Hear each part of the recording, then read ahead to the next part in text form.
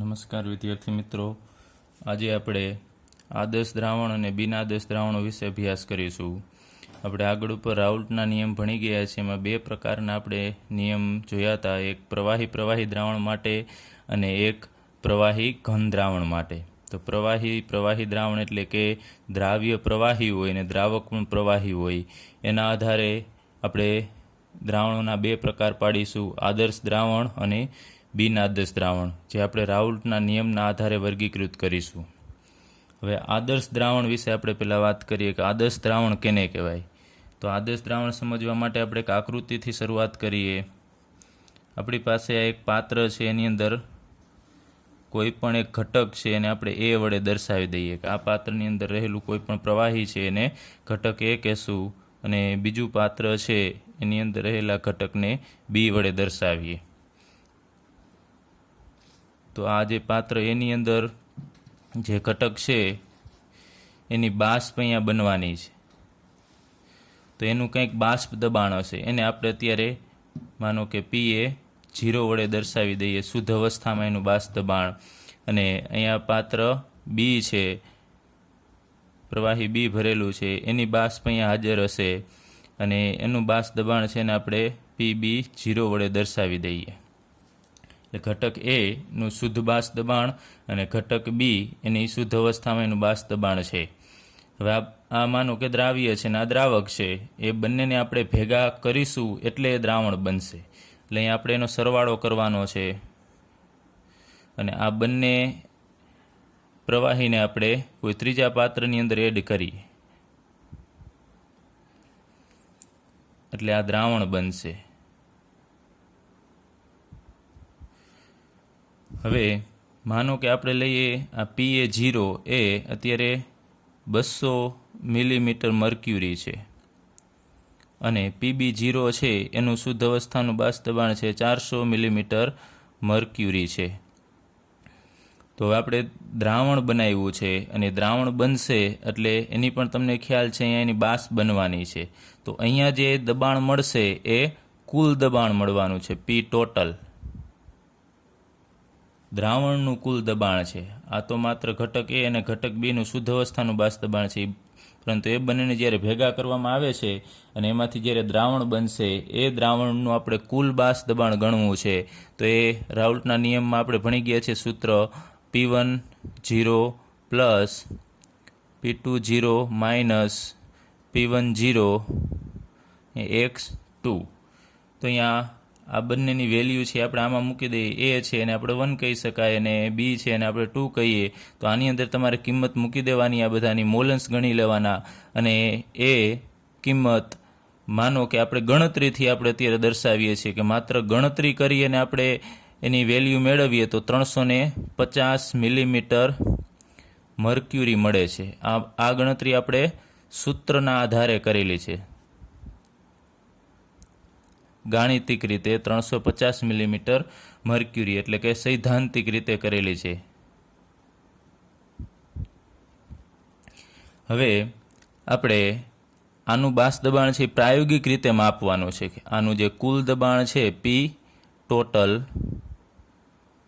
એ પ્રાયોગિક રીતે કેટલું છે, હકીકતમાં કેટલું છે. તો એ પણ માનો કે આપણને 350ની આજુબાજુ જ મળે છે. પોઈન્ટમાં ફેરફાર હોઈ શકે, તો સૂત્રના આધારે પણ આપણને 350 મળે છે અને પ્રાયોગિક રીતે પ્રયોગ કર્યા પછી પણ અહીંયાનું બાષ્પ દબાણ છે 350 મિલીમીટર મળે.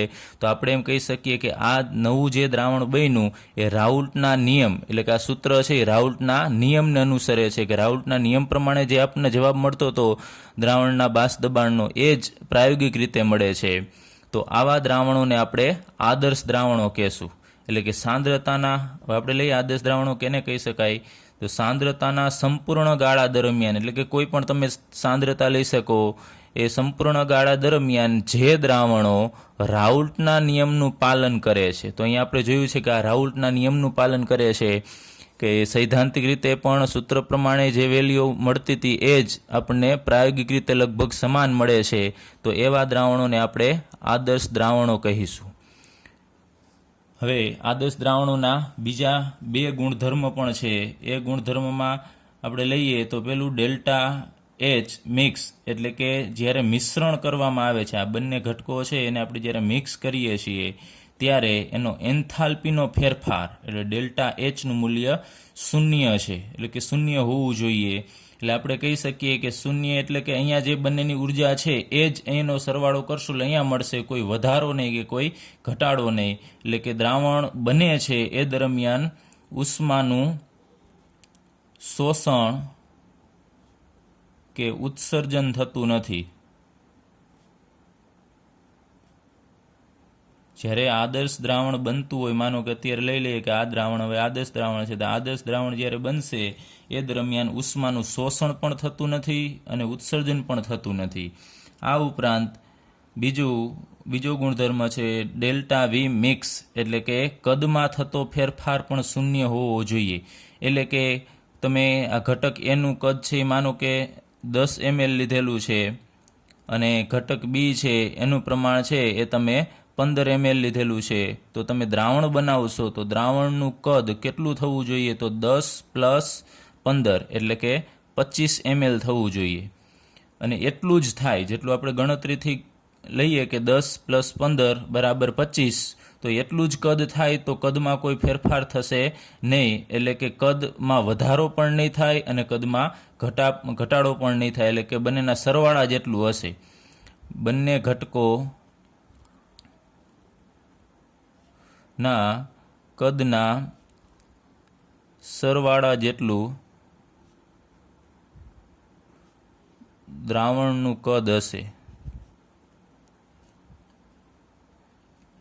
ફરીથી ડેલ્ટા એચ બરાબર 0 એટલે કે ઉષ્માનું શોષણ પણ ન થાય દ્રાવણ બને દરમિયાન અને ઉત્સર્જન પણ થતું નથી.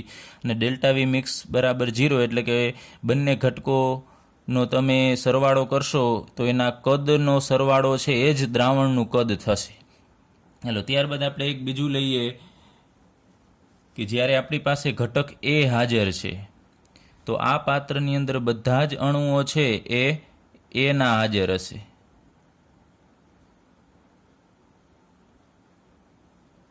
તો તમને ખ્યાલ જ છે કોઈ પણ પ્રવાહીમાં એના અણુઓ વચ્ચે આકર્ષણ હશે. તો અત્યારે આપણે લઈએ અહીંયા એ અણુ વચ્ચે આકર્ષણ હશે, ત્યારબાદ અહીંયા એ અણુ વચ્ચે એ તો અહીંયા જે આકર્ષણ છે એ પ્રકારનું થશે. સેમ એ જ રીતે ઘટક બી છે તો એમાં બી અણુ વચ્ચે આકર્ષણ હશે. દરેક બી અણુઓ છે એકબીજા સાથે કોઈ પણ પ્રકારના આકર્ષણ બળ વડે જોડાયેલા હશે. એટલે અહીંયા જે આંતરાણવીય પારસ્પરિક ક્રિયા છે એ પ્રકારની થશે અને અહીંયા આંતરાણવીય પારસ્પરિક ક્રિયા છે બી પ્રકારની થશે.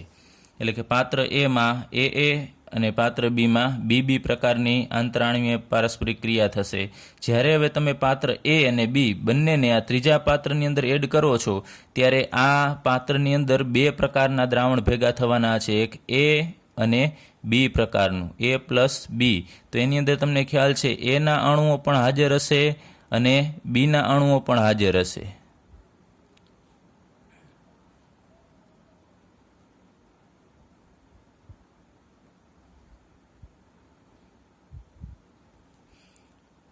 તો અહીંયા જે એ પ્રકારનું આકર્ષણ છે એવું અહીંયા પણ આકર્ષણ હોઈ શકે, કારણ કે એના અણુ તો અહીંયા પણ હાજર રહેશે. તો એ પ્રકારનું આકર્ષણ બળ છે, ત્યારબાદ અહીંયા બી પ્રકારનું આકર્ષણ બળ હતું એ જ આકર્ષણ બળ અહીંયા પણ હોઈ શકે. અને એક નવા પ્રકારનું આકર્ષણ બળ અહીંયા દ્રાવણમાં ઉત્પન્ન થશે. અહીંયા એ બી ઉપરાંત એક નવું આકર્ષણ બળ એ અને બી વચ્ચેનું આકર્ષણ બળ જે અહીંયા નહોતું એ દ્રાવણની અંદર ઉત્પન્ન થશે. એટલે મૂળ અવસ્થામાં અલગ અલગ ઘટકો હતા ત્યારે એ અને બી પ્રકારનું આંતરાણવીય આકર્ષણ બળ અથવા તો આપણે એને કહીશું પારસ્પરિક ક્રિયા છે.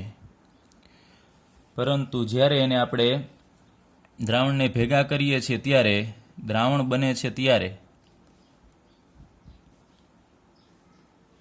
ત્રણ પ્રકારના, એક તો એ પ્રકારનું તો હશે જ, કારણ કે એના અણુ અંદર હાજર હશે તો એ પ્રકારનું આકર્ષણ બળ હશે, બી પ્રકારનું આકર્ષણ બળ હશે, ઉપરાંત નવું આકર્ષણ બળ છે આપણે ભણી ગયા કે એ અને બી પ્રકારનું ઉત્પન્ન થશે, આ નવું આકર્ષણ બળ. તો અહીંયા જે બાષ્પ દબાણ અહીંયા છે એ અને બીનું એવું જ બાષ્પ દબાણ અહીંયા હોવું જોઈએ. એના માટે અહીંયા જે આકર્ષણ બળ છે એ મહત્વનું છે. એટલે કે અહીંયા જે નવી પારસ્પરિક ક્રિયા થાય છે એ અને બી વચ્ચે, એનું જે આકર્ષણ છે, એટલે એ અને બી વચ્ચેનું જે આકર્ષણ બળ છે એ અને બી જેટલું જ હશે. એટલે કે આ બે અણુઓને તોડવા માટે જેટલી ઉર્જાની જરૂર પડે એટલી જ આ બે અણુઓ વચ્ચે જે આકર્ષણ છે એને તોડવા માટે સમાન ઉર્જાની જરૂર પડશે. એટલે કે નવું આકર્ષણ બળ છે એની પારસ્પરિક ક્રિયા આ બંનેને સમાન હશે. તો ટૂંકમાં કહી શકીએ આપણે આ ત્રણ આકર્ષણ બળ છે એ સમાન હશે.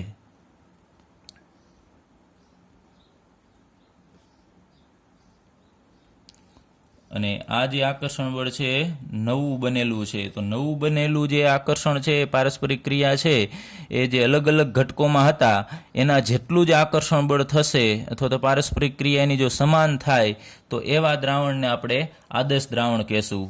એટલે કે અહીંયા એને તોડવા માટે જેટલી ઉર્જાની જરૂર પડશે એટલી જ અહીંયા બીને તોડવા માટે ઉર્જાની જરૂર પડશે. તો સમાન રીતે એ અને બીના અણુઓ છે એ ઉપર જઈ શકશે. એટલા માટે અહીંયા જે બાષ્પ દબાણ હતું એનું આપણે સૈદ્ધાંતિક રીતે ગણતરી કરીએ અને જેટલું મળતું હતું એટલું જ આપણને પ્રાયોગિક રીતે મળે છે, કારણ કે નવું ઉત્પન્ન થયેલું આકર્ષણ છે એ પણ મૂળ આકર્ષણ જેટલું જ હોય છે. તો હવે આપણે આ આદર્શ દ્રાવણોના ઉદાહરણ લઈએ કે કયા કયા પ્રવાહી એવા છે કે જેને આપણે મિક્સ કરીએ તો એ આદર્શ દ્રાવણ બની શકીએ. એના પહેલાં એક વસ્તુ કે સંપૂર્ણ આદર્શ દ્રાવણ છે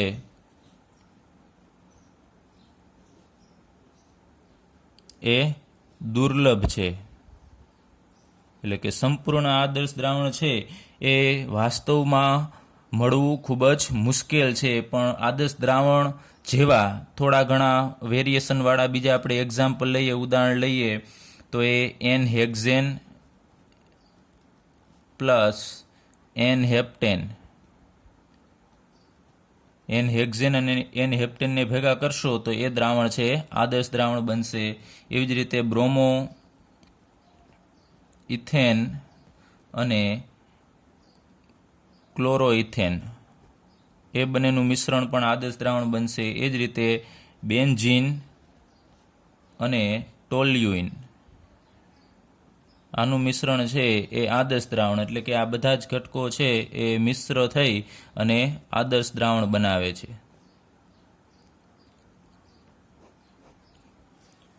ચાલો તો અહીંયા આદર્શ દ્રાવણ પૂરું થાય છે. ફરીથી એક વખત આપણે આદર્શ દ્રાવણ જોઈ લઈએ કે આદર્શ દ્રાવણ કેને કહી શકાય કે જે દ્રાવણ બનશે રાઉલ્ટના નિયમનું પાલન કરતું હોવું જોઈએ. એટલે કે એનું સૂત્ર છે સૈદ્ધાંતિક રીતે અને પ્રાયોગિક રીતે બંને બાષ્પ દબાણ સમાન મળતા હોવા જોઈએ. બીજા બે ગુણધર્મ આપણે લીધા કે ડેલ્ટા એચ ઉષ્માનું શોષણ પણ થવું જોઈએ અને એનું ઉત્સર્જન પણ થવું જોઈએ નહીં. ડેલ્ટા વીનું મૂલ્ય પણ 0 થવું જોઈએ. એટલે કે ઘટક જે તમે લીધા છે એ અને બી એનો સરવાળો કરશો તો એટલું જ આદર્શ દ્રાવણનું કદ થવું જોઈએ. અને નવું આકર્ષણ બળ જે બનશે એ પણ જે જૂના આકર્ષણ બળ છે એને સમાન હોવું જોઈએ, પારસ્પરિક ક્રિયા સમાન હોવી જોઈએ. હવે આપણે બિન આદર્શ દ્રાવણો વિશે અભ્યાસ કરીએ. તો બિન આદર્શ દ્રાવણો છે આદર્શ દ્રાવણોથી ટોટલ વિરુદ્ધ છે. તેની વ્યાખ્યા લઈએ કે જે દ્રાવણો સાંદ્રતાના સંપૂર્ણ ગાળા દરમિયાન રાઉલ્ટના નિયમનું પાલન કરે નહીં, રાઉલ્ટના નિયમનું પાલન કરે નહીં તેવા દ્રાવણોને આપણે બિન આદર્શ દ્રાવણો કહેશું. તો એ પણ આપણે એક આકૃતિથી સમજીએ કે આપણી પાસે એક પાત્રની અંદર ઘટક એ છે, આગળ ઉપર આપણે આદર્શ દ્રાવણમાં વાત કરીએ એ મુજબ જ, અને બીજા પાત્રની અંદર ઘટક બી છે. તો આ બંને પાત્રો જ્યારે અલગ અલગ બંને પ્રવાહી અલગ અલગ પાત્રમાં હશે ત્યારે અહીંયા કંઈક બાષ્પ દબાણ હશે. એ બાષ્પ દબાણ છે એને આપણે અહીંયા પી એ 0 વડે દર્શાવી દઈએ અને અહીંયા જે બાષ્પ દબાણ હશે એને PB 0 વડે દર્શાવી દઈએ. એટલે કે શુદ્ધ અવસ્થામાં એક જ પાત્રની અંદર એ પ્રવાહી પોતે એકલું હોય અને એની પોતાની જ બાષ્પ હોય ને એ પોતાની બાષ્પ વડે જે બાષ્પ દબાણ ઉત્પન્ન થાય એને આપણે PA 0 વડે દર્શાવીશું. હવે ઘટક એ અને બી એ બંનેનું બાષ્પ દબાણ આપણે અહીંયા ઉપર લખેલું છે કે PA 0 બરાબર 200 મિલીમીટર મર્ક્યુરી અને PB 0 છે 400 મિલીમીટર મર્ક્યુરી છે. અને આપણે ગણતરી કરીએ છીએ કે અગાઉથી પ્રયોગ કર્યા પહેલાં કે આ બંને પ્રવાહી છે એના શુદ્ધ અવસ્થાના બાષ્પ દબાણ છે તો દ્રાવણનું બાષ્પ દબાણ કેટલું થશે, તો ગણતરી કરતાં આપણને માનો કે મળે છે 350 મિલીમીટર મર્ક્યુરી, જે સૈદ્ધાંતિક રીતે અનુમાનિત છે, અનુમાન કરેલું કે આટલું થશે એવું. પણ આપણે એને જ્યારે મિક્સ કરીએ છીએ એટલે કે આનું દ્રાવણ બનાવીએ છીએ, આ બંને ઘટકોને ત્રીજા પાત્રની અંદર એડ કરી અને આપણે દ્રાવણ બનાવીએ છીએ તો આપણને અહીંયા દ્રાવણની સપાટી પર બાષ્પ જોવા મળશે. એ બંને ઘટકોની બાષ્પ હશે, એ અને બી બંનેની. પણ એ બાષ્પ દબાણ જ્યારે તમે મેળવો છો પી ટોટલ, એ કઈ રીતે મળશે, તો રાઉલ્ટના નિયમ મુજબ આપણી પાસે એક સૂત્ર છે, પી ટોટલ બરાબર P10 plus P20 minus P10 x2. આની અંદર આપણે આ બધી કિંમત મૂકી મોલન્સ મેળવવા પડશે, એ મૂકી આની અંદર કિંમત મૂકવાની અને સૈદ્ધાંતિક રીતે આ મળશે. પછી હવે આપણે આ પ્રાયોગિક રીતે મેળવીએ તો પી ટોટલ છે એ બે શક્યતા અહીંયા થઈ શકે છે. પૂરેપૂરું ગણતરી કરેલું જે સૈદ્ધાંતિક અનુમાનિત મૂલ્ય છે એના જેટલું મળતું નથી, તો પી ટોટલ છે એ કાં તો ગ્રેટર ધેન 350 મળે છે મિલીમીટર મર્ક્યુરી, કાં કુલ દબાણ છે 350 એટલે કે અનુમાનિત કરેલું છે એના કરતાં વધુ મળે છે, અથવા તો પી ટોટલનું મૂલ્ય છે એ લેસ ધેન 350 મિલીમીટર મર્ક્યુરી, એટલે કે પ્રાયોગિક રીતે નક્કી કરેલું દબાણ એના જેટલું જ હોતું નથી, કાંઈ એનાથી વધુ મળે છે ને કાંઈ એનાથી ઓછું મળે છે. તો આવું શા માટે થાય છે એ આપણે અભ્યાસ કરીએ. એના પહેલાં અહીંયા બે શક્યતા છે, તો અહીંયા બે પ્રકારના વિચલન જોવા મળે છે. વિચલન અહીંયા શબ્દ એટલે કે જે મૂળ અવસ્થામાં હતું એનાથી કંઈક આઘું પાછું થવું, એના માર્ગ પરથી વિચલન થવું. તો જો આપણે અહીંયા આ દ્રાવણો છે એના બે પ્રકાર પાડીશું. અહીંયા બે પ્રકારના વિચલન જોવા મળે છે, એક ધન વિચલન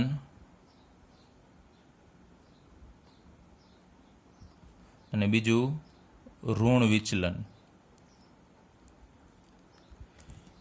એટલે રાઉલ્ટના નિયમથી ધન કે ઋણ વિચલનની આપણે વાત કરીએ છીએ. આ રાઉલ્ટના નિયમ પ્રમાણેનું મૂલ્ય છે, તો રાઉલ્ટના નિયમ પ્રમાણે 350 મળવું જોઈએ, પણ જો પ્રાયોગિક રીતે પી ટોટલનું મૂલ્ય 350 કરતાં વધુ મળે, એટલે કે અનુમાનિત મૂલ્ય કરતાં જો પ્રાયોગિક મૂલ્ય છે એ આપણને વધુ મળે, તો પી ટોટલ એટલે કે કુલ દબાણ અનુમાનિત મૂલ્ય કરતાં જો વધુ મળે તો આપણે એને ધન વિચલન કહેશું. એટલે કે કુલ દબાણ છે અનુમાન કરેલું મૂલ્ય આટલું હતું એના કરતાં આપણને વધારે મળે છે, તો વધારે મૂલ્ય મળે તો એ ધન વિચલનવાળું દ્રાવણ થશે. અને ઋણ વિચલન તો આપણે કહી શકીએ અનુમાનિત મૂલ્ય કરતાં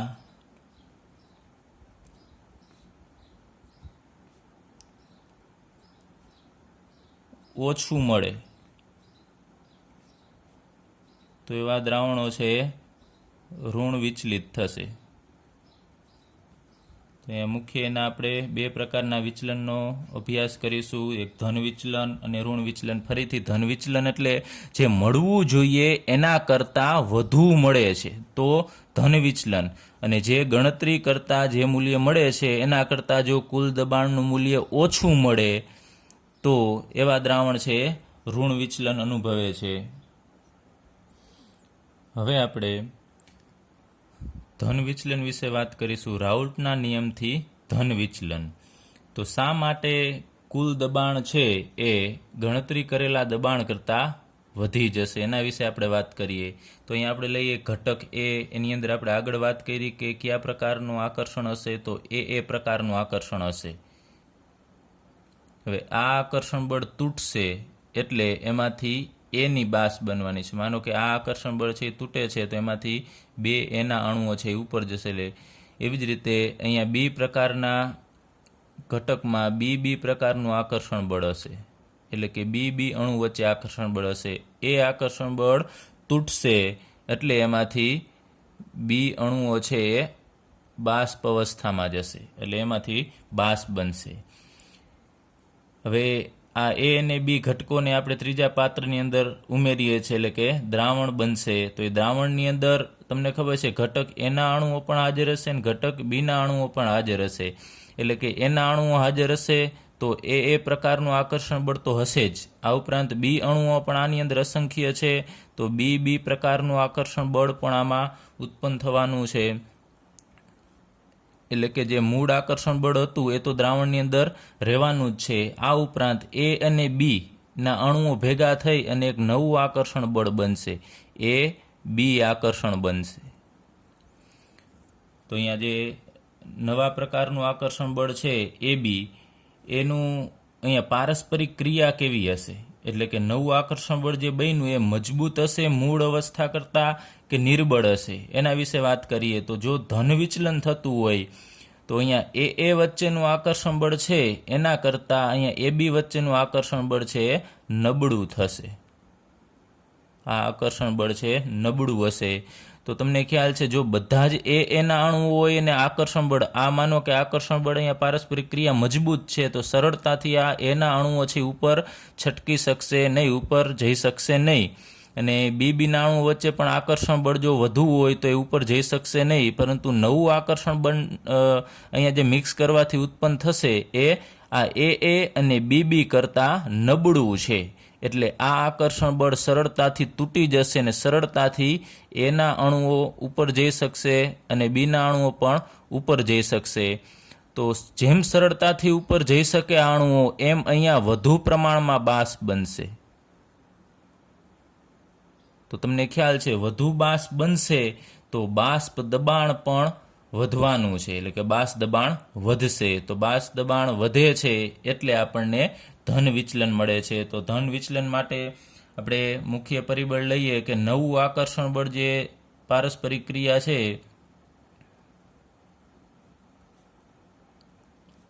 અથવા પારસ્પરિક ક્રિયા જે એ બી બને છે એ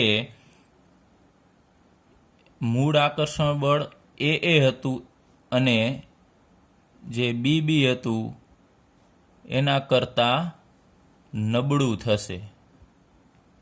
એટલે કે જો નવું આકર્ષણ બળ કે જે એ બી છે એ મૂળ આકર્ષણ બળ કરતાં જો નબળું હશે તો સરળતાથી એ નવું આકર્ષણ, જેટલા નવા એ બીના અણુઓ વચ્ચેનું આકર્ષણ બળ થઈને જે નવું આકર્ષણ બળ જેટલા બનેલા છે નબળું હોવાથી સરળતાથી ઉપર જઈ શકશે, જે પહેલાં એટલી સરળતાથી ઉપર જઈ શકતા નથી. તો અહીંયા વધુ પ્રમાણમાં બાષ્પ બનશે અને બાષ્પ દબાણ પણ વધશે. એટલે અહીંયા આકર્ષણ બળ નબળું હોવાથી એ અને બીની બાષ્પ છે એ વધુ બનશે અને બાષ્પ વધુ બનશે એટલે બાષ્પ દબાણ પણ વધુ થશે. એટલે કે પી ટોટલ એ વધે છે. એટલે બાષ્પ દબાણમાં વધારો થશે એટલે ધન વિચલન. હકીકતમાં આ બંનેના સરવાળા જેટલું જ થવું જોઈએ કુલ બાષ્પ દબાણ, આના ઉપરથી ગણતરી કરીને જે મળે એટલું જ થવું જોઈએ, પરંતુ એના કરતાં વધુ મળે છે. એનું મુખ્ય રીઝન છે કે નવું આકર્ષણ બળ છે એ નબળું હોય છે. એ આપણે એક ઉદાહરણ વડે સમજીએ. ફરીથી એક એક્ઝામ્પલ લઈએ. માનો કે આપણી પાસે ઇથેનોલ છે, C2H5OH. ઇથેનોલ એક પાત્ર છે ઇથેનોલનું ભરેલું છે અને બીજું પાત્ર છે એસિટોનનું છે, CH3COCH3. આ એસિટોન છે. તો ઇથેનોલનું પાત્ર છે, ઇથેનોલને આપણે અત્યારે સિમ્પલી ઈ વડે દર્શાવી દઈએ અને એસિટોનને એ વડે દર્શાવીએ. તો એક પાત્ર છે એની અંદર આપણે ઇથેનોલ ભરેલું છે, તો ઇથેનોલને આપણે વાત કરીએ એમ ઈ વડે દર્શાવીશું. તો ઇથેનોલના બે અણુ વચ્ચે અહીંયા આકર્ષણ હશે ને એ તમને ખ્યાલ છે OH બંધ છે, ધ્રુવીય છે અને એના કારણે અહીંયા હાઇડ્રોજન પણ હાજર છે. તેના કારણે આ ઈ જે ઇથેનોલના અણુ છે એની વચ્ચે હાઇડ્રોજન બંધ બને છે. અને તમને ખબર છે હાઇડ્રોજન બંધ છે એ મજબૂત બંધ છે. હવે એવી જ રીતે એસિટોનનું બીજું આપણે પાત્ર લઈએ કે જેની અંદર બધા જ અણુઓ છે એ એસિટોનના હશે ને એસિટોનને આપણે એ વડે દર્શાવીએ. તો એસિટોનના અણુઓ વચ્ચે આકર્ષણ છે, પણ એની વચ્ચે હાઇડ્રોજન બંધ બનતો નથી. માત્ર અહીંયા દ્વિધ્રુવ આકર્ષણ બળ છે. જે આપણે આગળ ઉપર ભણી ગયા છીએ 11મા ધોરણની અંદર કે એસિટોનમાં હાઇડ્રોજન બંધ બનતો નથી, એની અંદર માત્ર દ્વિધ્રુવ પ્રકારનું આકર્ષણ બળ બને છે. તો આમાંથી મજબૂત આકર્ષણ બળ છે એ હાઇડ્રોજન બંધ થશે. હાઇડ્રોજન બંધ છે દ્વિધ્રુવ કરતાં પ્રબળ છે. તો અહીંયા તમે જોઈ શકો છો કે અહીંયા આ ઇથેનોલના 2 અણુ છે એને તમારે તોડવો હોય અને બાષ્પ અવસ્થામાં મોકલવો હોય તો આના કરતાં તમારે વધારે ઉર્જાની અહીંયા જરૂર પડશે. હવે આ બંને પાત્રને આપણે મિક્સ કરવા છે કોઈ ત્રીજા પાત્રની અંદર.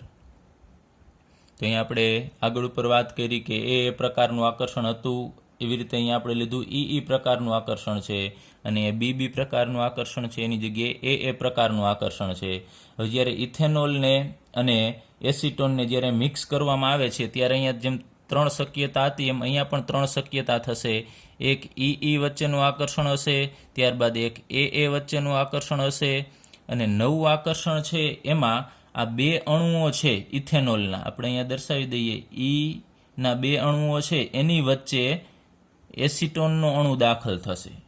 એટલે કે આ હાઇડ્રોજન બંધ તોડશે. આ પાત્રની અંદર જે દ્રાવણ બને છે એની અંદર આપણે વાત કરીએ છીએ, દ્રાવણની અંદર ઇથેનોલના જે 2 અણુ હતા એની વચ્ચે એક એસિટોનનો અણુ આવી જશે. તો અહીંયા હાઇડ્રોજન બંધ છે, અમુક પ્રકારના હાઇડ્રોજન બંધ અહીંયા તૂટે છે. હાઇડ્રોજન બંધ તૂટે છે. તો હાઇડ્રોજન બંધ તૂટશે એટલે અહીંયા પારસ્પરિક ક્રિયા છે એ પણ નબળી થશે. નબળી પારસ્પરિક ક્રિયા.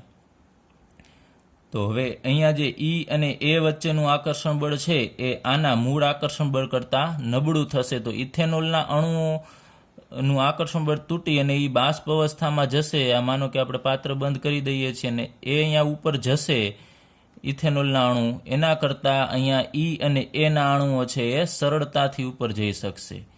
તો ઝડપથી એ અણુઓ ઉપર જઈ શકશે, ઇથેનોલના અણુ અને એસિટોનના અણુ. તો અહીંયા વધુ પ્રમાણમાં બાષ્પ બનશે. વધુ પ્રમાણમાં બાષ્પ બને એટલે કે દ્રાવણનું કુલ બાષ્પ દબાણ છે વધવાનું છે. તો આનું મુખ્ય રીઝન એ છે કે નવું આકર્ષણ બળ જે બનશે એ જો નબળું હોય તો સરળતાથી બાષ્પના અણુ ઉપર જશે અને બાષ્પ દબાણમાં વધારો થશે, એટલે કે ધન વિચલન દર્શાવશે. આવું જ ચાલો આ એક આપણે ગ્રાફ વડે સમજીએ કે અહીંયા આપણી પાસે 2 ઘટક છે, એમાંનો એક ઘટક 1 અને બીજો ઘટક 2. ઘટક 1ના મોલેન્સને આપણે x1 વડે દર્શાવીએ અને ઘટક 2ના મોલેન્સને આપણે x2 વડે દર્શાવીએ. તો અહીંયા જો x1 ઘટક 1ના મોલેન્સ જો 0 હોય એટલે કે ઘટક 1 હાજર જ નથી તો એનું બાષ્પ દબાણ અહીંયા દર્શાવે છે 0.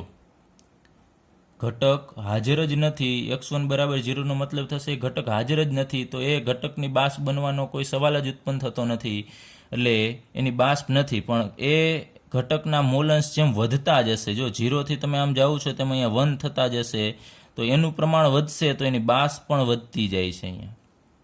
અને છેવટે જ્યારે x1 બરાબર 1 થશે ત્યારે અહીંયા આપણે ભણી ગયા છીએ કે માત્ર ઘટક 1 જ હાજર હોય તો આપણે એને P1 0 વડે દર્શાવી શકીએ.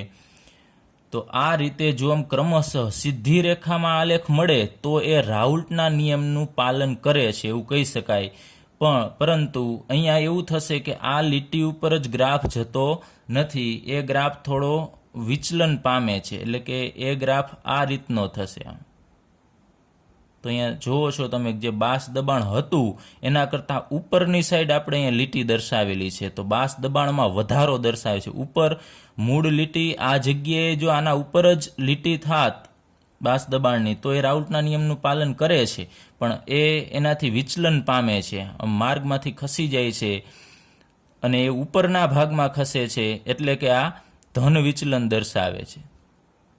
ધન એટલે વધારે પ્રમાણમાં બાષ્પ દબાણમાં વધારો થાય છે એટલે ધન વિચલન દર્શાવશે. એ જ રીતે અહીંયા ઘટક 2 હાજર છે, એ ઘટક 2 છે એનું પ્રમાણ અત્યારે તમને ખબર છે કે આનું 0 હોય તો એનું 1 છે. 1 એટલે માત્ર ઘટક 2 જ હાજર હશે, તો અહીંયા આપણે દર્શાવી શકીએ P2 0. તો ઘટક 2 હાજર છે અને એનો મોલ અંશ ઘટક 2નો ઘટાડતા જાઓ તમે આ રીતે, તો અહીંયા 0 થશે. 0 થશે એટલે અહીંયા ક્રમશઃ સીધી રેખામાં જો ઘટશે તો રાઉલ્ટના નિયમ પ્રમાણે એ વર્તે છે એમ આપણે કહી શકીએ. પરંતુ અહીંયા એવું થતું નથી. અહીંયા પણ ફરીથી લીટી આ પ્રકારની જ જોવા મળે છે આ રીતે, એટલે કે લીટી હતી એના કરતાં ઉપર જોવા મળી. એટલે કે બાસ દબાણ, જેમ તમને ખબર છે કે લીટી ઉપર જશે એમ બાસ દબાણ છે એ વધવાનું છે, તો બાસ દબાણમાં વધારો થશે. અને ઓલ ઓવર જે અહીંયા કુલ દબાણ જે હોવું જોઈએ રાઉલ્ટના નિયમ મુજબ એના કરતાં દ્રાવણનું બાસ દબાણ છે એ પણ વધારે જોવા મળે છે, ઉપરની સાઈડ જોવા મળે છે. તો આને પણ આપણે ધન વિચલન કહેશું. તો મૂળ દબાણ કરતાં બાસ દબાણ કરતાં બધા જ બાસ દબાણ છે આમાં વધારે જોવા મળે છે, તો એવા વિચલનને ધન વિચલન કહેશું. એમાંનું આપણે એક ઉદાહરણ જોયું ઇથેનોલ અને એસિટોનનું. એવું જ આપણે બીજું ઉદાહરણ છે એ કાર્બન ડાયસલ્ફાઇડને આપણે એસિટોનમાં ઓગાળીએ તો એનું થશે કાર્બન ડાયસલ્ફાઇડ એટલે CH2 અને બીજું એસિટોન એટલે CH3CO CH3. તો આપણે 2 પાત્ર લઈએ. એક પાત્ર છે CH2નું છે એનો અણુ અને બીજો CH2નો અણુ. આ અધ્રુવીય અણુ છે, કાર્બન ડાયસલ્ફાઇડ છે એ અધ્રુવીય છે એટલે એની વચ્ચે બહુ ખૂબ આકર્ષણ હોતું નથી. જ્યારે એસિટોન છે એ ધ્રુવીય છે એટલે અધ્રુવીય કરતાં ધ્રુવીયના અણુઓ વચ્ચે એસિટોનને આપણે એ વડે દર્શાવી દઈએ તો એસિટોનના 2 અણુઓ વચ્ચે અહીંયા આકર્ષણ હશે એ દ્વિધ્રુવ પ્રકારનું હશે. એટલે કે અધ્રુવીય કાર્બન ડાયસલ્ફાઇડના 2 અણુઓ વચ્ચે આકર્ષણ છે એના કરતાં અહીંયા એસિટોનમાં આકર્ષણ બળ વધુ છે. હવે જ્યારે તમે કાર્બન ડાયસલ્ફાઇડને આની અંદર મિક્સ કરો છો ત્યારે નવા પ્રકારના 3 આકર્ષણ બળ ઉત્પન્ન થશે. એક તો CH2 વચ્ચે જે આકર્ષણ બળ હતું એ તો આકર્ષણ બળ રહેવાનું જ છે. આ ઉપરાંત AA વચ્ચેનું આકર્ષણ બળ હતું એ પણ રહેવાનું જ છે. એક નવું આકર્ષણ બળ બનશે. અહીંયા AAનું આકર્ષણ બળ તોડશે અને એની જગ્યાએ વચ્ચે અણુ આવી જશે ACH2A. તો આ આકર્ષણ બળ છે એ નબળું આકર્ષણ બળ થશે. તો આ આકર્ષણ બળ નબળું હોવાથી એસિટોન અને CH2ના અણુઓ છે સરળતાથી બાષ્પ અવસ્થામાં જઈ શકશે અને એના કારણે વધુ બાષ્પ બનશે, જેના કારણે બાષ્પ દબાણમાં વધારો થશે અને ધન વિચલન જોવા મળશે. તો મુખ્ય રીઝન આપણે એ જોવાનું છે કે મુખ્ય કારણ નવું આકર્ષણ બળ છે એ જો મૂળ આકર્ષણ બળ AA અથવા BB કરતાં જો નબળું હોય તો વધુ બાષ્પ બનશે. અને રાઉલ્ટના નિયમથી તમે જુઓ છો કે આના ઉપર ચાલશે તો વિચલન ન કહેવાય, એનાથી ઉપરની તરફ જાય છે એટલે